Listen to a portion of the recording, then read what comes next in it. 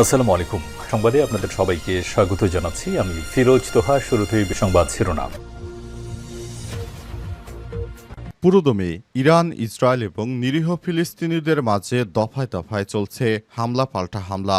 এরই মাঝে আমাদের হাতে এসে পৌঁছেছে এই যুদ্ধের সর্বশেষ গুরুত্বপূর্ণ সবথেকে তাজা আপডেট সংবাদ আপনাদের জানিয়ে দিব। প্রথমেই জানাবো গাজায় ইসরায়েলের হামলায় একদিনে আরও 134 জনের মৃত্যু।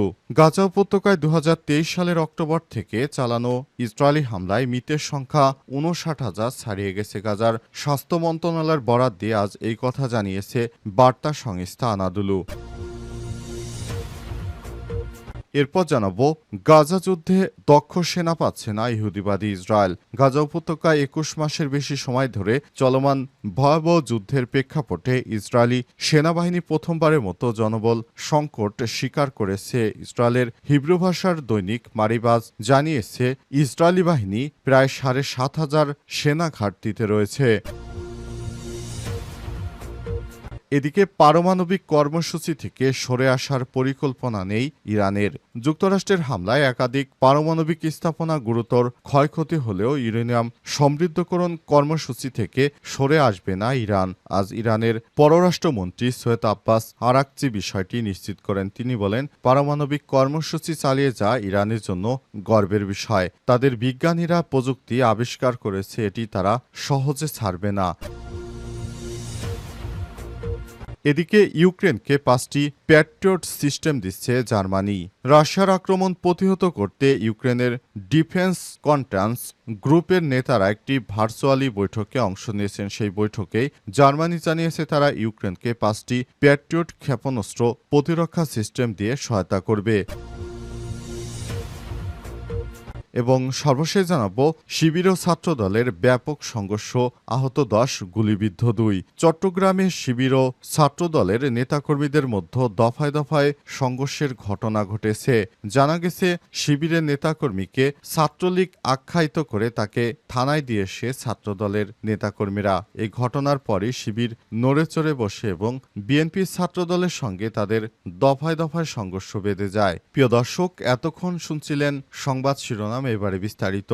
তবে তার আগে বন্ধুরা অনুরোধ থাকবে এই সংবাদটিতে একটি লাইক দিন। এই চ্যানেলে আপনি নতুন হয়ে থাকলে আমাদের সংবাদটি দেখতে দেখতে চ্যানেলটি সাবস্ক্রাইব করে রাখুন। কমেন্ট করে বন্ধুরা আপনার মূল্যবান মতামত জানিয়ে দিন আপনি বিশ্বের কোন দেশ থেকে বা বাংলাদেশের কোন স্থান থেকে আমাদের সংবাদটি দেখছেন এবং শুনছেন। আর বন্ধুরা, গাজা যুদ্ধে আপনি যদি নিরীহ ফিলিস্তিনিদের ভালোবেসে থাকেন কমেন্টে ইয়েস লিখে বিশ্ববাসীকে জানিয়ে দিন। এবারে বিস্তারিত। গাজা ইসরায়েলের হামলায় একদিনে আরও 134 জনের মৃত্যু। গাজা উপত্যকায় 2023 সালের অক্টোবর থেকে চালানো ইসরায়েলি হামলায় মৃত সংখ্যা 59,000 ছাড়িয়ে গেছে। গাজার স্বাস্থ্য মন্ত্রণালয়ের বরাত দিয়ে আজ এই কথা জানিয়েছে বার্তা সংস্থা আনাদুলু। মন্ত্রণালয়ের এক বিবৃতিতে বলা হয়েছে, গত 24 ঘন্টায় 134 জনের লাশ হাসপাতালে আনা হয়েছে। আহতদের সংখ্যা এখন 1,155 জনে নিয়ে ইসরায়েলি আক্রমণে আহতের সংখ্যা 1,42,135 জনে দাঁড়িয়েছে। প্রতিবেদনে বলা হয়েছে, গাজায় ইসরায়েলি বর্বর সামরিক অভিযানে মারা যাওয়া ফিলিস্তিনিদের সংখ্যা বেড়ে 159,029 জনে পৌঁছেছে। 2023 সালের অক্টোবর থেকে শুরু হওয়া এই যুদ্ধকে তারা গণহত্যামূলক অভিযান হিসেবে বর্ণনা করেছে। স্বাস্থ্য মন্ত্রণালয়ের বিবৃতিতে বলা হয়েছে, অনেক ভুক্তভোগী এখনও ধ্বংসস্তূপের নিচে এবং রাস্তা আটকে পড়েছে, কারণ উদ্ধারকারীরা তাদের কাছে পৌঁছাতে পারেনি। তাদের অবস্থা খুবই ভয়ানক খারাপ অবস্থানে রয়েছে। তাদের কাছ পর্যন্ত উদ্ধারকারীরা পৌঁছাতে পারছে না। এ অবস্থায় পুরো গাজা জুড়ে অনেক ধ্বংসাত্মক পরিস্থিতি তৈরি হয়েছে। গাজার সমস্ত স্থাপনা গুড়িয়ে দিয়েছে ইহুদিবাদীরা। এ অবস্থায় পুরো গাজাবাসী এখন জীবন মৃত্যুর সন্নিকটে রয়েছে। তারা কিভাবে বাঁচবে, কি খাবে, তাদের কাছে পর্যাপ্ত কোনো কিছুই নেই। গাজা যুদ্ধে নেতৃত্ব দেওয়ার মতো দক্ষ সেনা পাচ্ছে না ইসরায়েল। গাজা উপত্যকায় 21 মাসের বেশি সময় ধরে চলমান ভয়াবহ যুদ্ধের প্রেক্ষাপটে ইসরায়েলি সেনাবাহিনী প্রথমবারের মতো জনবল সংকট স্বীকার করেছে। ইসরায়েলের হিব্রু ভাষার দৈনিক মারিবাজ জানিয়েছে ইসরায়েলি বাহিনী প্রায় 7,500 সেনার ঘাটতিতে রয়েছে। মারিব জানায়, সেনাবাহিনীতে বর্তমানে প্রায় 300 প্লাটুন কমান্ডারের অভাব রয়েছে, বিশেষ করে স্থলযুদ্ধ ইউনিটগুলিতে। এই পরিস্থিতিতে অভিজ্ঞ সেনাদের প্রশিক্ষণের প্রোগ্রামে অংশ নিতে উদ্ধৃত করা কঠিন হয়ে পড়ছে। ফলে বাধ্য হয়ে অনভিজ্ঞ সার্জেন্টদের অস্থায়ী প্লাটুন কমান্ডার হিসেবে নিয়োগ দেওয়া হচ্ছে। কেবল প্লাটুন পর্যায়ে নয়, বরং কোম্পানি পর্যায়ে নেতৃত্বে ঘাটতি রয়েছে ইহুদিবাদীদের। গত কয়েক মাসে সেনাবাহিনীর এমন অফিসারদের কোম্পানি কমান্ডার হিসেবে দায়িত্ব দেওয়া হয়েছে যারা অফিসিয়ালি কোম্পানি কমান্ডার কোর্স সম্পূর্ণ করেনি। এতে সামরিক দক্ষতা এবং সিদ্ধান্ত নেয়ার মান নিয়েও প্রশ্ন উঠেছে। নিয়মিত বাহিনী এবং রিজার্ভ ইউনিট উভয়ের ব্যাটালিয়ন কমান্ডাররা জানিয়েছে, যুদ্ধ চলাকালীন দায়িত্ব পালনের পাশাপাশি পরিবার থেকে দীর্ঘদিন দূরে থাকার কারণে তীব্র মানসিক ও শারীরিক চাপের মুখে রয়েছে তারা। অনেকেই আবার সেনাবাহিনী থেকে অবসরে যাওয়ার ইচ্ছাও প্রকাশ করেছেন।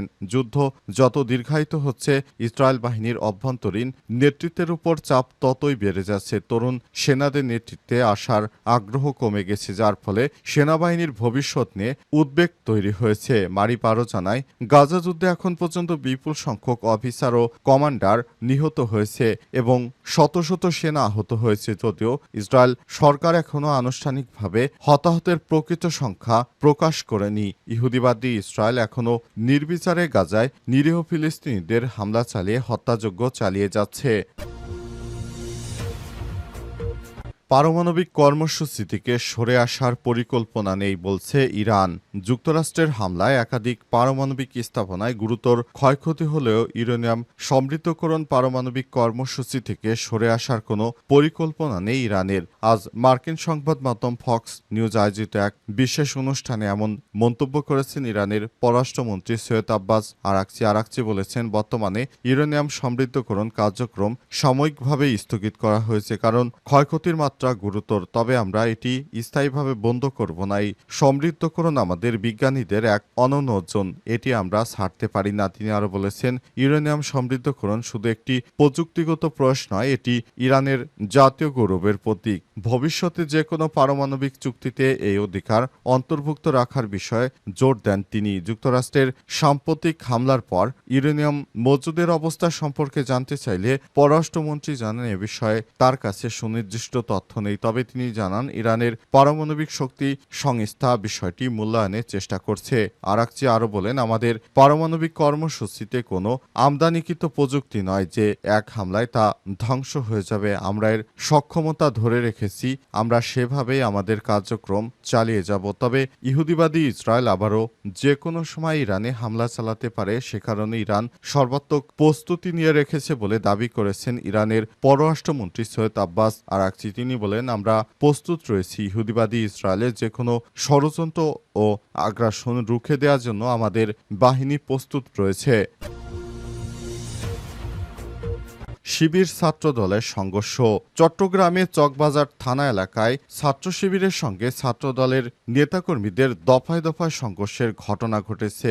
দিবাগত রাত 1টার দিকে এই সংঘর্ষের সূত্রপাত হয়। এখনও থেমে থেমে সেই হামলা পাল্টা হামলা চলছে। এরপর সংঘর্ষ ছড়িয়ে পড়ে চকবাজার থানা ও আশপাশের এলাকায়। সংঘর্ষে কয়েকটি ককটেল বিস্ফোরণের ঘটনা ঘটে। দুই পক্ষের গোলাগুলিতে অন্তত 2 জন গুলিবিদ্ধ হয়েছে। এই ঘটনায় অন্তত 10 জন গুরুতর আহত হয়েছে। ঘটনাস্থলে অতিরিক্ত পুলিশ মোতায়েন করা হয়েছে। পাশাপাশি ঊর্ধ্বতন কর্মকর্তারাও উভয় পক্ষকে নিবৃত্ত করার চেষ্টা চালিয়ে যাচ্ছে। ঘটনার বিষয়ে শিবিরের নেতাকর্মীদের দাবি, কয়েকদিন আগে যুবদলের কয়েকজন অনুসারী চাঁদাবাজি করতে গেলে মহসিন কলেজের শিবির নেতা আরিফ সহ কয়েকজন তাদের ধরে পুলিশে দেয়। এই ঘটনার ক্ষোভে আরিফকে একা পেয়ে ছাত্রলীগ বলে থানায় নিয়ে যায় ছাত্রদল ও যুবদলের নেতারা। খবর পেয়ে তাকে ছাড়াতে যায় শিবিরের নেতারা। অন্যদিকে ছাত্রদলের নেতাদের দাবি, ছাত্রলীগের একজনকে পুলিশে দেওয়া হয়েছে। শিবিরের নেতাকে তাকে ছাড়াতে যায়। শিবিরের নেতারা তাকে শিবিরের নেতা বলে পরিচয় করাচ্ছে, সে ছাত্রলীগের নেতাকর্মী। চকবাজার থানার ভারপ্রাপ্ত কর্মকর্তা ওসি জাহিদুল কবির বলেছেন, এক ছাত্রকে মারধর করে থানায় সোপর্দ করে ছাত্রদল। এ নিয়ে শিবিরের মধ্যে উত্তেজনা সৃষ্টি হয়। আমরা উভয় পক্ষকে শান্ত করার চেষ্টা করছি। চট্টগ্রাম মহানগর উত্তরের শিবিরের প্রচার সম্পাদক সম্পাদক সিরাজি বলেছেন, আমাদের নেতাকর্মীকে ছাত্রদলের নেতাকর্মীরা ছাত্রলীগ বলে চালিয়ে দিয়ে থানায় ধরিয়ে দিয়েছে। এরপরই শিবিরের নেতাকর্মীরা তাকে ছাড়ানোর জন্য যায় এবং উভয় পক্ষের মধ্যে সংঘর্ষের সূত্রপাত হয়। বর্তমান পরিস্থিতি থমথমে অবস্থা বিরাজ করছে। তবে আমাদের নেতাকে ছাত্রলীগ বলে চালিয়ে দেওয়ার দুঃসাহস তারা দেখিয়েছে, এটা কোনোভাবেই গ্রহণযোগ্য নয়। আমাদের নেতাকর্মী হচ্ছে শিবিরের নেতা, তাকে ছাত্রলীগ বলে চালিয়ে দিয়ে তাদের চাঁদাবাজিতে বাধা দেয়াই হচ্ছে সবথেকে দোষ।